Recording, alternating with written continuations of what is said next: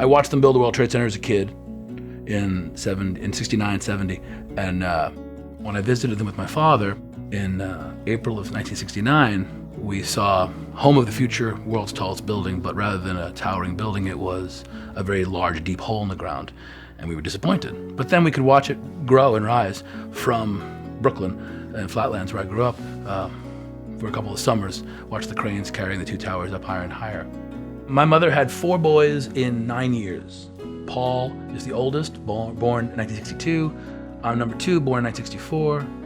Stephen and Gregory were just 16 months apart. Stephen was born in 68, Gregory 69. 4 boys, all born in the 60s. 2 firefighters. Gregory was a firefighter. My brother Stephen became a firefighter following Gregory. I'm an artist, and artists live in New York. But I grew up in a family of blue-collar firefighters and regular people.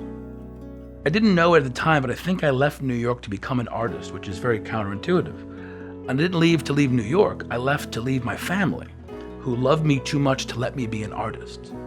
They wanted me to be a sensible fireman or an electrician or a plumber or something useful, something that existed in their mind for what a vocation could be.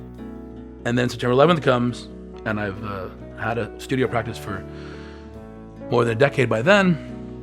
I was able to fall back in love with it and get back here and be, I guess, to be part of it as the artist I am. Yeah, and not have my mother hand me an application for the fire department. I knew Gregory worked at Ladder 5, which is straight down 6th Avenue in line of sight of the 2 towers. Stephen worked for Ladder 13 and he survived, although his firehouse lost guys.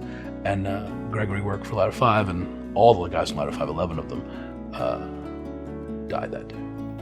I think New York needed people to love it because it was down and out post-September 11th. In our community, the only way to the head of that event, you weren't allowed to go to Ground Zero and hang out. The only way to get to that event was through Greg's house, to sit in Greg's living room, to knock on the door and say, hey, can I come in and talk to you guys? Everybody needed to check in on the whole thing, needed to, I guess, get close to the event that was consuming everyone's thoughts. Since I was there, and since as a sculptor I even brought home small bits of steel with plans of using to make some sculptural thing.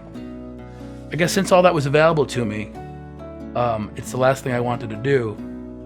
And in the end, I made the least physical works of art I'd ever made, those large sheets of blue paper. I mean, I never thought about why too much, except it just seemed like I didn't want to compete with all the steel and concrete that had been negotiated in the building and the collapse of the building.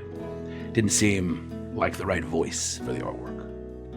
The 3 or 4 pieces in this exhibition are the World Trade Center as a cloud, and they show this ethereal, dreamlike, impossible moment of the World Trade Center before September 11th, after September 11th. They show it as an idea, as a dream, as a thought.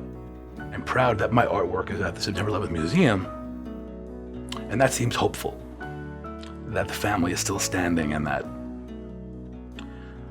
our brother's memory is enlarged and pushed forward.